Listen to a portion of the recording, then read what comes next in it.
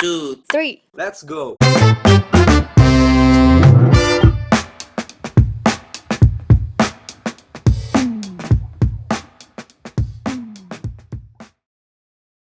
Selamat malam semuanya, selamat datang di Lemcast.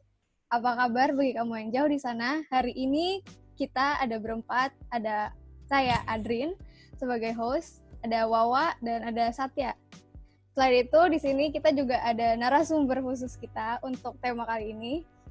Om Prenda, silahkan memperkenalkan diri. Halo, ya nama saya Wirendra Cakrawardaya, saya bapak dari Wirasatya Cakrawardaya. Kemarin saya diundang oleh Satya untuk acara podcast ini. Anak-anak ini luar biasa ya, kecil-kecil udah bisa bikin podcast dari SMA. Tapi alhamdulillah kreatif sekali di zaman pandemi ini, pada sekolah jarak jauh gitu bisa ada kegiatan positif lah, walaupun nggak pada ngumpul secara fisik. Tapi alhamdulillah masih bisa berkreasi dengan baik dengan ini yang positif ya, alhamdulillah sekali. Dan ini om lah ya, saya om merasa ya terhormat bisa diajak untuk podcast. Paling om juga berbagi pengalaman aja, dan aku juga belum nyoba sih ya si om tuh. Selama waktu om SMA tuh nggak pernah urusin politik. Pernah kita dulu ngedemo malah. Jadi waktu SMA itu kan SMA 6 ya. Waktu itu tahun 90 itu kita termasuk SMA pertama yang demo. Demonya tuh di demo ke kepala sekolah. Karena ada teman, ya ada beberapa teman itu di DO dari sekolah. Karena ada teman kelas saya itu meninggal karena ikut pendidikan gunung hutan, pecinta alam. Nah, meninggal dia. Nah, terus panitia pendidikan itu di DO dari SMA. Terus kita bikin demo. Ya, demonya rame sih itu. Tapi sayangnya demo itu gagal. Tetap di DO. Cuman rame waktu itu, sempat diliput sama majalah Hai. Karena ada beberapa alumni kita yang di Hai juga, terus ada beberapa alumni di radio juga, jadi termasuk ini juga gitu, termasuk rame juga. Tapi memang zaman itu belum nggak ini sekarang ya. Sekarang tuh kalau arus informasi jauh lebih banyak, kualitas jauh lebih bagus dan jauh lebih transparan. Zaman dulu kita masih sangat inilah, terbatas semuanya. Tapi rame gitu loh. Kita dari belum pakai handphone, semua pada nongkrong di sekolah, kita dengan gerakan. Nah, itu sih sebenarnya bisa dihitung sebagai sebuah gerakan politik walaupun kita masih SMA. Tapi habis itu udah selesai, kita udah nggak pernah mikir apa-apa masalah politik ya. Paling lebih sering kita perang sih, perang antar sekolah gitu kan. SMA 6 dan 70 itu sampai sekarang masih terkenal itu. Dan ini kalau misalkan anak-anak SMA mau tahu masalah politik, itu hebat juga gitu loh. Karena kita dulu waktu SMA nggak pernah mikir ke sana gitu. Dulu mikirnya paling cuma eksistensi diri gitu kan, lebih gaul, ngeceng sama cewek-cewek, itu nongkrong mall begitu, party aja gitu kita. Ya sebenarnya sampai sekarang pun masih ada ya Om. Iya, tapi itu justru itu kita nggak pernah mikir politik. Yang lucu malah dulu saya punya pacar waktu SMA, dia lebih mikir politik dibanding saya. Biasanya begajulan gitu, slacker gitu kan. Nah, terus pacar saya ini malah dia lebih mikir politik. Memang sekarang mantan saya itu jadi profesor di Hawaii State University. Dia spesialisasi di gender studies, women studies. Nah, itu juga banyak urusan dengan politik. Jadi mau dari SMA mau udah seneng gitu-gituan. Najwa dulu nggak mikir politik dia waktu SMA. Oh, Tapi Bapak memang dulu dia kenal sama Najwa Shihab? Najwa Shihab itu ya udah nggak apa-apa direkor juga nggak apa-apa, tapi jangan sampai jadi gosip lah ya. Itu cewek yang pertama kali saya tembak.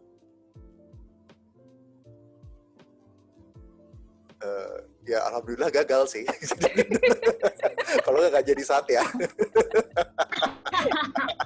Bersyukur Satya. Satya. Aduh. Emang ya high school sweetheart lah. Gitu, lumayan deket lah, pernah mesra gitu kan. Tapi zaman dulu nggak seserius sekarang, beda. Ya, kita juga dulu pasti lucu-lucuan lah.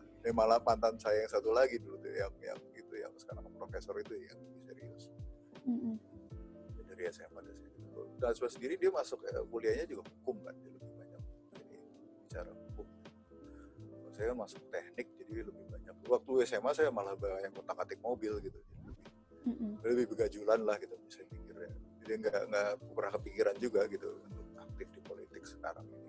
Tapi ya walaupun bapak saya orang politik ya, kayaknya emang turun gitu loh. Pada akhirnya Om juga ikut ke jalan politik ya? Iya, walaupun saya sendiri dari awal nggak gitu ini ya, nggak gitu ada minat ke sana, tapi emang ya itu balik lagi runs in the family gitu, ya, kayak semacam. Kalau orang-orang bilang apa dinasti politik gitu. Tapi dinasti politik itu sendiri sebenarnya nggak tabu, karena di luar negeri sendiri banyak. Ya kayak nggak usah jauh-jauh, deket-deket lah Singapura itu kan Bali, dinasti Lee, di Kuan Yew, Lee Hsien Loong, mereka juga ada dinasti. Terus di sebelah lagi ada Filipina, ada dinasti Marcos. Ada siapa namanya? Marcos kemarin itu siapa? Yang jadi presiden. Itu juga dinasti juga. Terus Thailand juga ada Sinawatra tuh ikut sama Thaksin, kakak adik. Ada kakak. Di Amerika juga banyak, negara-negara Eropa juga banyak.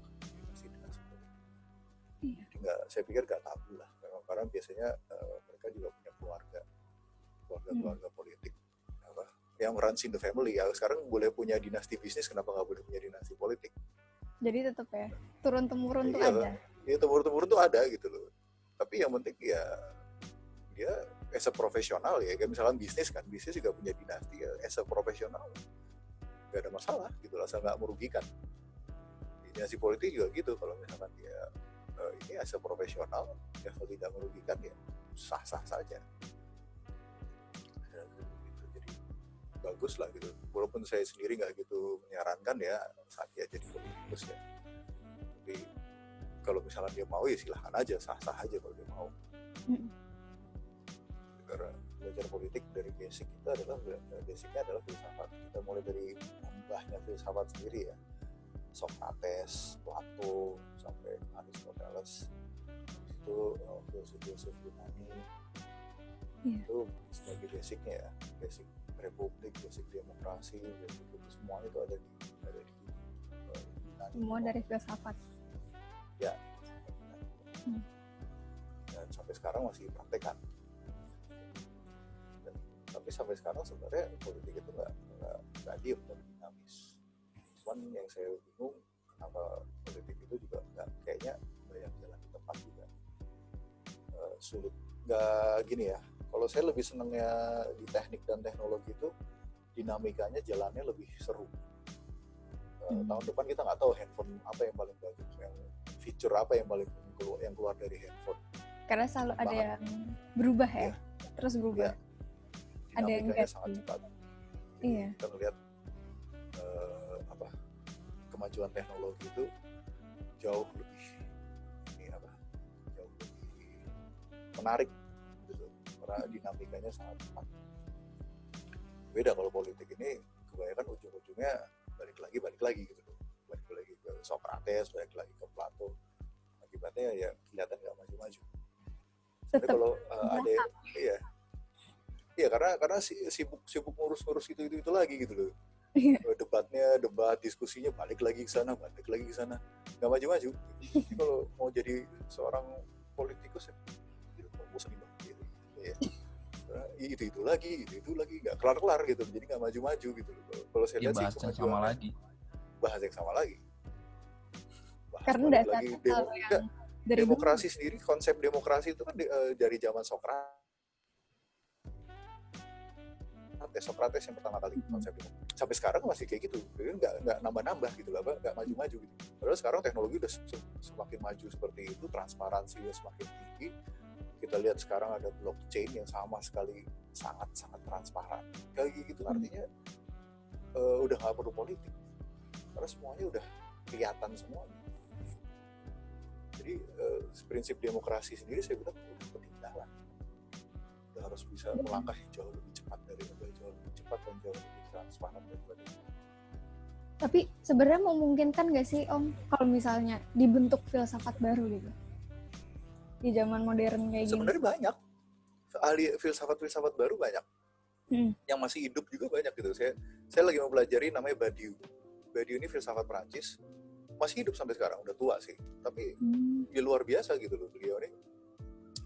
Saya tadinya mikir, filsafat tuh kayaknya udah nggak ada lagi gitu yang baru, ternyata masih ada. Oh, ternyata masih ada gitu ya sampai sekarang. Ternyata masih ada. Ada orangnya ya? Ada, ini saya lagi namanya Alain Badiou nih, orang Perancis nih juga, luar biasa dia. Pemikiran filsafatnya sangat bagus sekali. Emang kalau bisa dilihat setelah Yunani, filsafat itu Perancis. Jean-Paul Sartre, Foucault, bahkan Marx sendiri asalnya dari berangkatnya dari Perancis. Marx sendiri orang Jerman, tapi nggak laku di sana, apa di sana terhambat, dia akhirnya maju di Perancis. Semua itu Hegel, Engels, Marx, siapa lagi, Bakunin tuh hampir semuanya dari Perancis. Bahkan yang ahli-ahli matematik yang dia kan bisa dibilang filsuf ya, ahli-ahli matematik kayak Fourier itu Max Planck tapi Austria. Kalau Fourier itu Prancis. Ahli-ahli matematik itu bisa dibilang para filsafat. Karena mereka ada filsafat matematika yang mereka telurkan, discover itu, mereka definisikan. Itu sebenarnya bisa dibilang filsafat. Iya. Oke Om, aku potong Om dulu ya sampai sini. Jadi untuk hari ini itu kita mau mulai membicarakan tentang Omnibus Law yang baru-baru ini banyak ya, lagi ramai dibahas, kontroversial sekali, banyak pro dan banyak kontra. Sebelum aku tanya ke Om nih tentang Omnibus Law, aku mau tanya pendapat Om tentang politik dan kondisi politik di Indonesia sendiri itu gimana? Kalian sendiri kalau membaca Omnibus Law sendiri belum ada yang nyampe. Sekalian kalian mau bahas Omnibus Law itu udah sebuah produk politik gitu loh. Artinya ya maksud kalian sendiri kalau misalnya untuk level SMA sih belum dapat kayak gitu kan. Artinya belum nyampe ke sana gitu loh. Kalau misalkan saya jelasin ada nggak sih? Takutnya pada nggak ngerti, terus pada nggak ini gitu-gitu.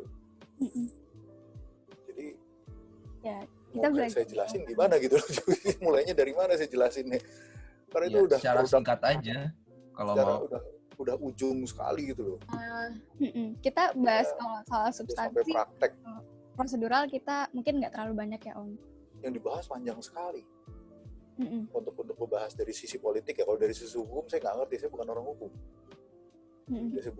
Basic saya juga bukan hukum, saya bukan orang hukum, jadi saya cuma bisa bahas dari sisi politik.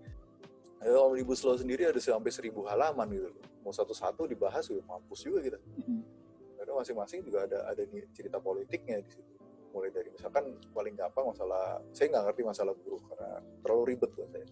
Dari sisi lingkungan, mau belajar politik masalah undang-undang lingkungan itu luar biasa. Yang saya rada bingung ya kenapa Omnibus Law itu bisa cepat sekali dikerjakan. Karena menurut saya ya sampai 1.000 halaman dan beberapa klaster yang harus dibahas itu bisa, bahkan yang satu undang-undang yang satu klaster aja tuh bisa dibahas tahunan. Ini kenapa cepet banget gitu loh, saya juga nggak ngerti. Kayak lingkungan itu masalah lingkungan itu kan nggak bisa kita mikir cuma lingkungan level nasional. Jadi saya akan bicara masalah lingkungan. Jadi saya nggak akan ngomong omnibus, tapi mungkin masalah lingkungan. Saya sendiri sebagai aktivis lingkungan dari tahun 90-an, saya ikut WWF, habis itu Earth Hour, belum lama ini, berapa tahun ini saya ikut Greenpeace sama Sea Shepherd. Berapa bulan ini saya ikut Extinction Rebellion dan selalu follow Greta Thunberg ya, Friday for Future. Ada yang ikut nggak? Ini SMA nggak pada demo apa kalau tiap Jumat? Enggak. Aku nggak berani demo. Karena maksudnya bukan nggak mau demo, tapi kayak nggak ada. Greta Thunberg itu bukan demo dia, mogok sekolah tiap Jumat. Tiap Jumat mogok sekolah. Absen, kabur. Jadi dia tuh dulu sendirian keluar dari kabur dari sekolah, datang ke gedung DPR-nya Swedia untuk demo. Dari cuma sendirian doang. Dari Greta cuma Thunberg. Ini sumuran kalian semua tuh Greta Thunberg tuh. Sampai akhirnya sekarang udah besar ya, Om. Ya? Sampai rame banget kan. Iya, sekarang satu dunia udah. Mm-mm. Nah, kalau buka itunya Friday for Future itu ya kayak gitu. Sekarang satu dunia udah, gerakan satu dunia. Cuma dia sendiri doang tadi. Mm-mm. Itu luar biasa sekali. Berapa kali, udah 2 kali dia dinominasi untuk Nobel Perdamaian. Umur kalian gitu. Dia nggak begitu banyak mikir, yang penting yang penting action. Modal berani doang ya? Modal nekat doang gitu loh. Modal nekat. Bawa badan doang. Bawa badan. Akhirnya gurunya bingung, kamu ngapain di sini? Iya. Tiap Jumat kabur ke gedung ini. Saya mau demo, saya nggak senang dengan kebijakan-kebijakan di sini. Mm-mm.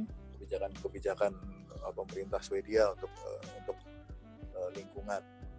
Akhirnya Padahal Swedia aja tuh udah lumayan maju loh negaranya. Iya, dibandingkan Iya, Ada aja. Eropa Utara tuh maju-maju semua loh. Iya makanya kalau kita piye dia gitu. belum. Karena menurut dia nggak cukup yang dilakukan oleh Swedia sendiri. Jadi Swedia harus benar-benar menjadi yang paling depan, bisa menginspirasi negara-negara lain. Akhirnya guru-gurunya, teman-temannya dipikir, ya udah, ini anak ini banget gitu. Ya udah, akhirnya pada ikutan semua. Udah dari teman-temannya dia satu kelas, satu gurunya ikutan juga. Lama-lama kepala sekolahnya pusing kan, ini kenapa deh? Akhirnya kepala sekolah ikutan juga, satu sekolah ikutan semua. Akhirnya semua anak satu Swedia tuh pada ikutan semua. Dan di Swedia akhirnya ngerembet gitu loh. Bayangin, konsistennya luar biasa. Demo sekarang nggak ada apa-apanya dibanding dia. Konsistennya luar biasa sekali. Dari cuma sendirian. Tapi sebenarnya bisa nggak sih Om, demo tuh terjadi secepat yang waktu demo Ciptaker ini? Bisa aja. Saya sendiri juga dulu ngalamin demo juga tahun 98. Karena saya Iya, nggak bagian perangnya, kuliah di Wak. ITB. Masih kuliah di ITB. Saya ngalamin sendiri. Jadi kalau balik lagi ke masalah lingkungan itu, kita nggak hanya bisa itu sebagai isu nasional, kita nggak bisa. Jadi karena apa? Karena kita hidup di satu bumi kan. Iya. Bumi nggak peduli negara lo apa. Mau Indonesia, mau Thailand, kayak mau Swedia, kayak mau apa, dia nggak peduli. Yang penting lo tinggal hidup di negara, di bumi ini gitu, nggak peduli batas negara. Bumi itu nggak peduli, lingkungan itu tidak peduli dengan politik. Bumi tidak peduli dengan politik, Tuhan pun juga tidak peduli dengan politik. Politik itu bikinan manusia. Pandemi aja nggak kenal politik, nggak peduli di negara apa. Virusnya nyerang aja. Selama ada manusia yang nggak siap, diserang sama dia.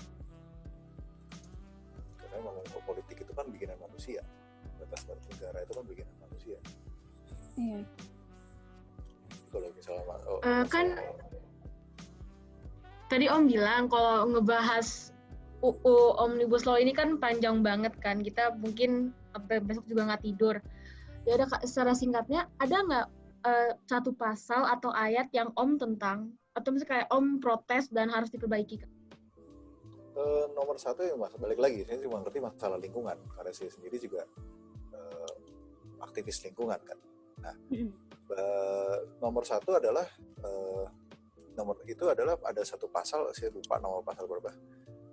Kita tuh izin HGU sebuah tambang yang tadinya cuma 50 tahun jadi 90 tahun. Enggak, salah. 30 tahun jadi 90 tahun. Nah itu masalah banget gitu loh, karena lama sekali untuk tambang itu. Jadi kita untuk kerusakan lingkungan karena tambang itu di Indonesia udah sangat tinggi. Saya lihat sendiri karena saya sendiri juga dulu orang oil and gas. Oil and gas itu jauh lebih mendingan daripada tambang batu bara dan tambang mineral lainnya. Karena oil and gas ini kita pakai standar internasional yang ketat. Kalau enggak nanti internasional marah. Jadi kita punya standar oil and gas itu, API itu, bahkan mereka di luar negeri itu sangat ini banget, lihat sekali bahwa kita tuh nggak boleh nambang minyak sembarangan, minyak gas itu nggak boleh sembarangan, ketat karena ntar pasti dicek. Kalau itu kita bisa di-ban. Nah, tapi kalau tambang-tambang lainnya enggak. Nah itu kalau misalnya tambang-tambang itu tidak dievaluasi, itu bisa seenaknya aja akhirnya. Sekarang aja udah kayak gitu. Udah nambang, udah saya dikeruk, terus nggak diberesin lagi, nggak ditutup lagi, nggak di terraforming, bahasanya bukan terraforming ya, direklamasi lagi lah gitu loh. Ini bahaya juga gitu loh buat lingkungan. Udah kejadian banyak di Kalimantan, banyak kejadian di Sumatera, banyak kejadian di Sulawesi, banyak kejadian. Nah ini bahaya sekali buat lingkungan kita. Ini aja hutan yang udah dihabisi aja banyak sekali. Itu juga sawit juga, hagio untuk sawit itu bisa lama sekali. Akhirnya mereka nggak mengadakan reboisasi lagi, ya tetap aja terus biarin aja. Ya itu anak-anak SMA juga udah harus mulai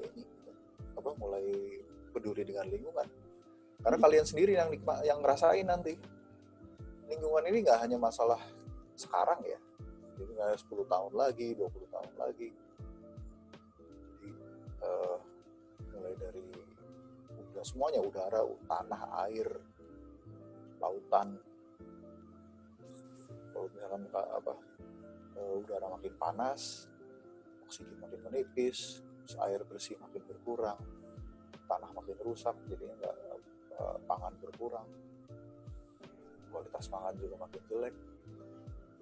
Jadi sekarang manusia ini udah 7 miliar, nanti nambah jadi 9 miliar, 20 tahun cukup nggak makanan? Karena makin lama makanan makin habis, resource-nya makin habis. Kita harus siap semuanya di situ. Jadi sebenarnya kita sebagai generasi muda tuh emang udah harus bergerak dari sekarang ya? Iya, makanya. Kayak Greta Thunberg itu. Karena kalian sendiri yang ngerasain nanti. Kalau misalnya dari UU Ciptaker kemarin itu kan kayak yang tadi Om bilang kan, ada beberapa pasal yang malah merugikan Indonesia nantinya untuk masa depan, karena bakal mencemari lebih panjang lagi. Ya itu, maksudnya kayak gitu-gitu kan dipikirin lebih panjang ya, dibahas lebih lama, dan implikasi dari segi lingkungan, terus ekonominya. Misalkan tanah bekas tambang yang udah selesai ditambang nggak diberesin lagi, itu banyak kejadian di Kalimantan.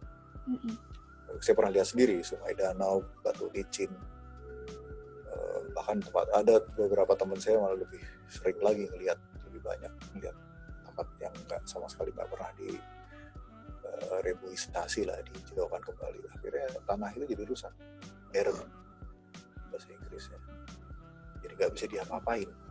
Sebenarnya bisa diperbaiki lagi, cuman dari perusahaannya sendiri nggak mau keluar duit di situ karena itu mahal. Mahal dan butuh waktu. Biayanya tetap banyak. Nah, itu kan merugikan. Jadi kalau nggak ada evaluasi lagi, izinnya lama ya di 90 tahun sampai kalian meninggal juga nggak diberes-beresin itu. Anak kalian, anak cucu kalian gimana? Saya mikirnya jangka panjang gitu loh. Sedangkan mungkin yang saya juga nggak ngerti, mungkin yang mengesahkan sekarang ini mikirnya cuma jangka pendek.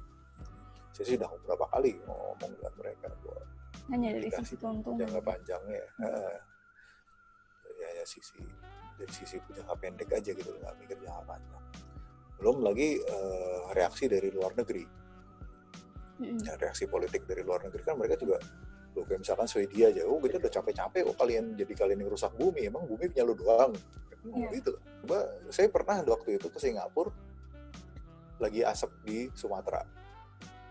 Bayangin, Singapura negara kaya aja keselnya minta ampun, cuman gara-gara kita ngebakar lahan asap itu dari Sumatera. Mau pindah kemana mereka? Ini nggak bisa pindah kemana-mana kan, negaranya di situ. Bayangin negara lebih kaya dari kita ya, bingung mau ngapain.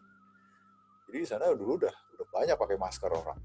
Waktu itu kita datang ke sana belum pandemi, tapi orang udah banyak pakai masker karena takut asap, polusi dari asap.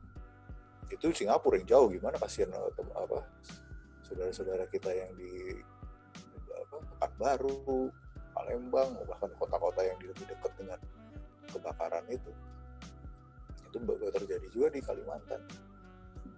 Dan ini nyatanya banyak dibiarkan. Pembakar ini yang ada hubungannya dengan sawit-sawit banyak dibiarkan. Saya belum banyak dengar ya ada yang pernah dihukum. Ada paling cuma 1-2 kecil-kecil doang gitu loh, yang dihukum berat itu. Padahal ininya tuh kerugiannya sangat tinggi sekali. Ya belum lagi nanti udah di sawit itu juga ini lingkungannya juga nggak gitu bagus. Jadi saya pikir saya juga nggak ngerti kenapa yang di daerah ini juga mereka diem aja gitu.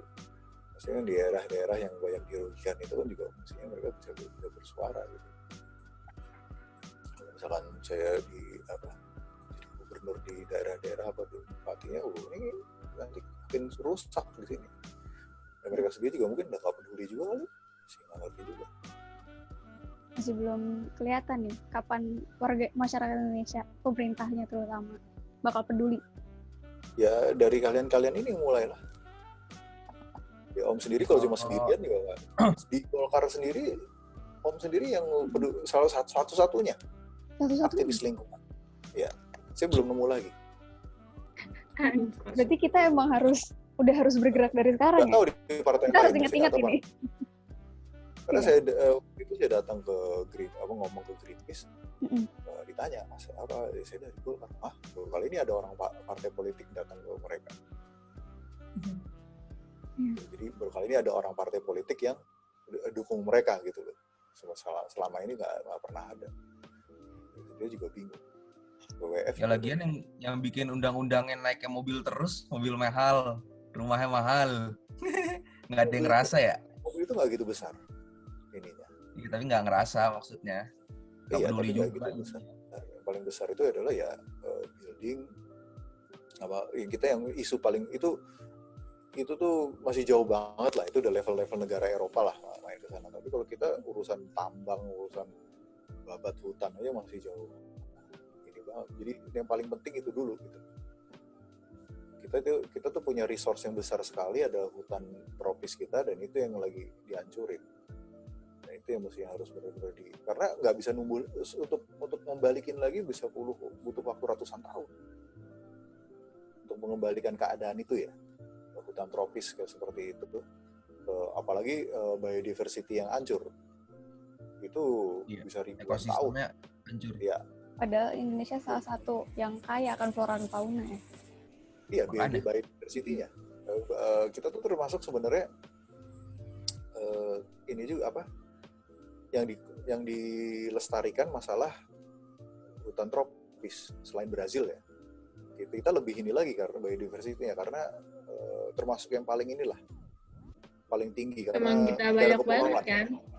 Iya. Negara kepulauan. Ya udah tropis, terus kepulauannya banyak. Jadi ada hewan lautnya juga banyak juga jadinya. Kalau Brazil kan cuma hutannya tok. Brazil kan kontinen. Iya. Nah, Menang di hutan doang. Benua. ya menang hutan. Brazil, Tapi Afrika itu juga ada hutan tropis tapi benua itu mana. Kita tuh satu-satunya yang kepulauan. Iya, Madagaskar udah hancur. Kan? Paling Jadi unik. nggak cuma hutan yang di tanah aja, tapi yang di ya. laut juga ya kena dampaknya. Ya, kalau mau ngaca hutan tropis paling hancur tuh akhirnya Madagaskar. Hmm. Kepulauan ya, itu kan sebuah negara kepulauan hancur habis-habisan gitu. Udah habis kalau salah hutan tropis. Nah, kita kalau bisa jangan sampai seperti itu. Memang kita Kalimantan ini dengan Malaysia, terus di Papua juga bukan Papua Nugini, mereka masih punya masing-masing punya tanggung jawab sendiri. Dan kita tetap bagian yang paling besar seperti itu. Nah ini sangat disayangkan sekali gitu. Ya, Om, ini kan salah satu penyebab dari pembunuhan hutan, pembakaran hutan itu kan karena kelapa sawit ya. Karena kelapa sawit adalah salah satu komoditas di Indonesia. Apa kalau misalnya kita ninggalin kelapa sawit itu, kita bisa bertahan dengan SDA-SDA lainnya? Sebenarnya nggak perlu ditinggalkan, tapi bisa ditingkatkan. Jadi produksi per hektar Indonesia itu kecil, kalah jauh dengan Malaysia. Malaysia itu bisa berapa kali ton lebih besar dari kita. Satu, kedua, itu tuh banyak kan sawit itu akhirnya cuma jual mentah, CPO, crude palm oil.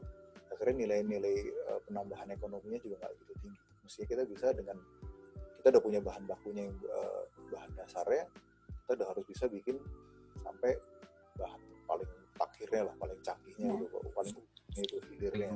Jadi sampai produk jadi dulu, baru kita kita impor ya? Nilai tambah ekonominya gede. Jadi misalkan cuma satu perkebunan, misalnya ada perkebunan 1.000 hektar, tapi kita bisa memproduksi sampai produk akhirnya itu nilai ekonominya bertambah sangat tinggi sekali.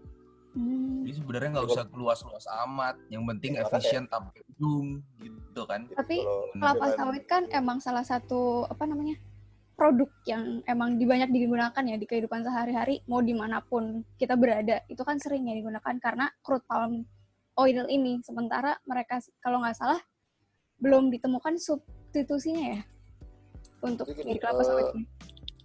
Kelapa sawit itu adalah penghasil minyak plant based terbesar per hektar.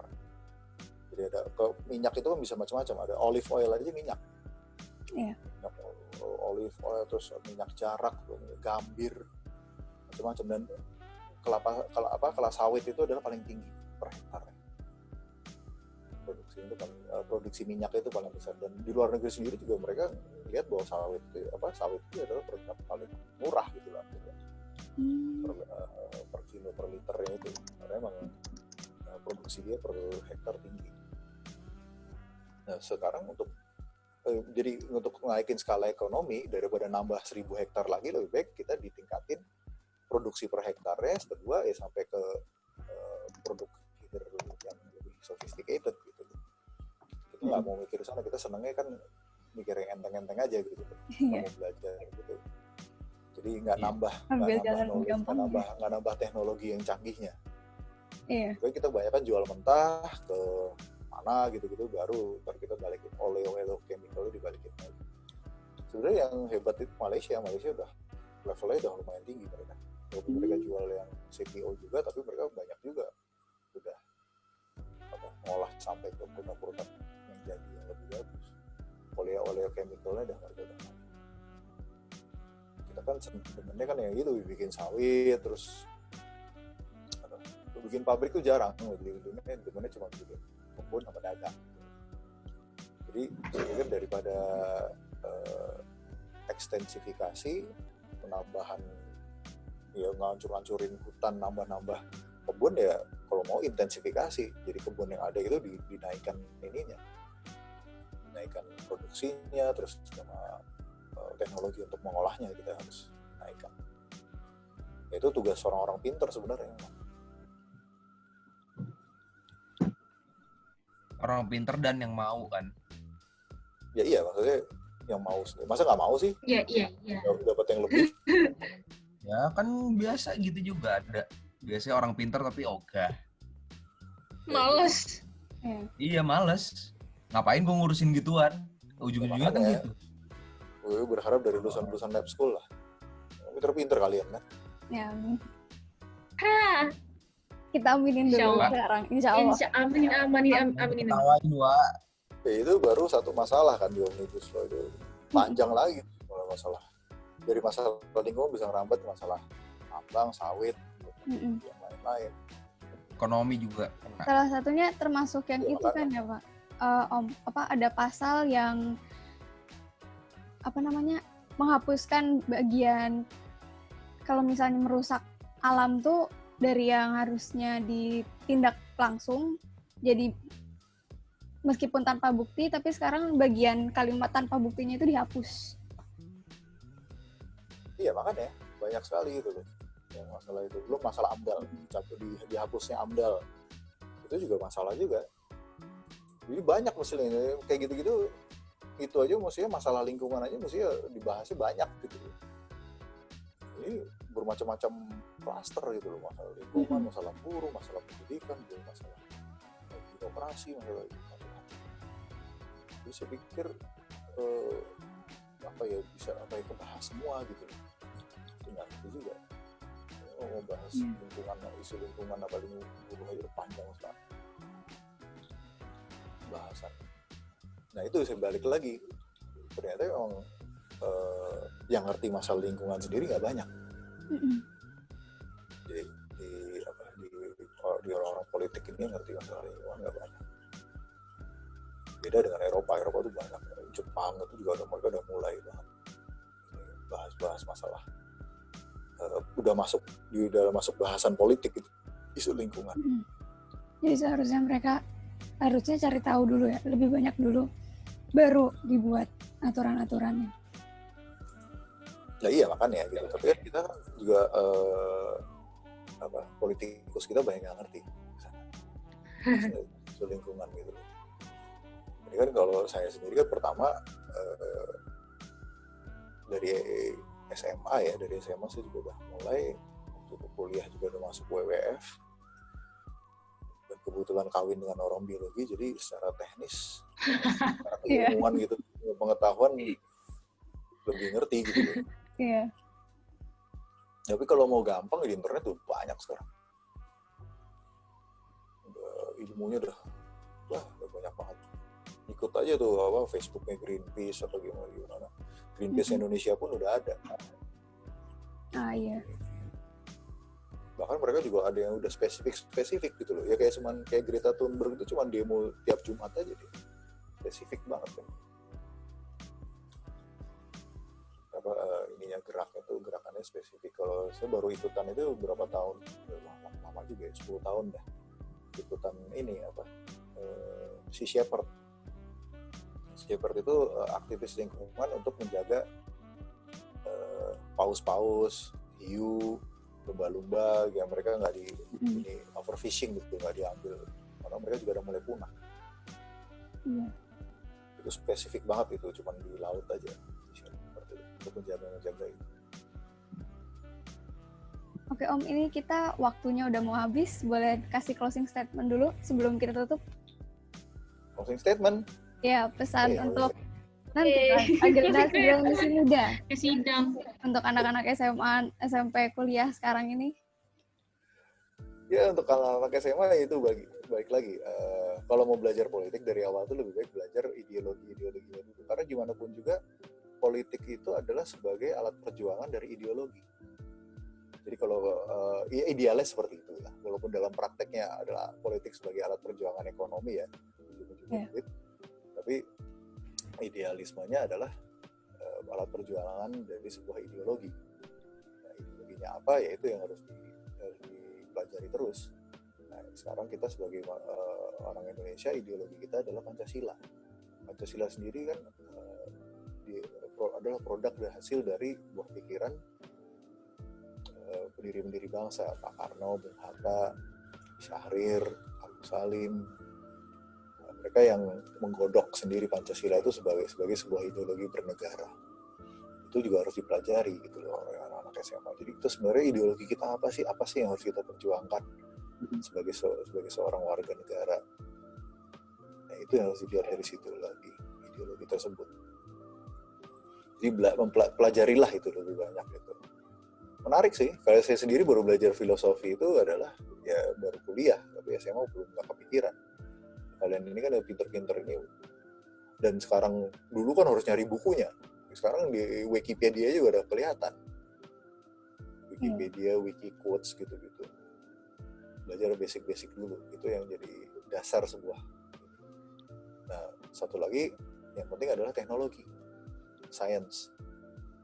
Ujung-ujungnya adalah kita ini harus gimana caranya tetap hidup, mempertahankan kehidupan manusia, memperbaiki kehidupan manusia dan mempertahankan. Kita sebenarnya lagi masalah dengan degradasi lingkungan itu, keberadaan manusia itu sedang terancam. Keberadaan kita sebagai makhluk hidup ya, sebagai makhluk hidup, nggak hanya kita dua. Jadi kita tuh sebenarnya saling berhubungan. Sebuah ekosistem dunia namanya Gaia itu dalam ancaman. Karena kita nggak bisa hidup tanpa tidak berhubungan dengan alam, dengan hewan-hewan, dengan tumbuhan-tumbuhan, kita nggak bisa hidup. Dan itu sangat mempengaruhi. Nah, kita terancam, kehidupan manusia kita ini terancam. Dalam waktu 50 tahun ke depan, kalau tidak diberesin ya kalian sendiri yang ngerasain. Saya sih udah meninggal 50 tahun lagi. Kemungkinan besar saya udah meninggal 50 tahun lagi. Tapi kalian masih ngerasain. Kalian, anak cucu kalian, nah itu gimana? Tahun 2100 itu gimana keadaan bumi? Ini harus itu data-data saintifik itu udah ada, dan teknologi lagi sedang dipelajarinya untuk kesana. Jadi sebagai contoh paling gampang kan solar panel, wind turbine gitu-gitu, untuk renewable energi udah mulai dikerjakan dengan baik. Mulailah arah ke sana teknologinya. Nah, ini tantangan ke depan itu seperti itu. Oke Om, kita sampai sini dulu. Terima kasih ya udah mau datang ke acara Lemkes hari ini. Bagi penonton jangan lupa like dan subscribe. Kalau belum like subscribe di mana sih? Boleh nanti kita kasih linknya ke Om ya lewat Satya. Satya aja suruh. Oke, makasih semuanya. Makasih udah menonton. Sukses. Belajar yang Dadah. Dah. Amin. Assalamualaikum. Dah, malam semuanya. Makasih. Malam.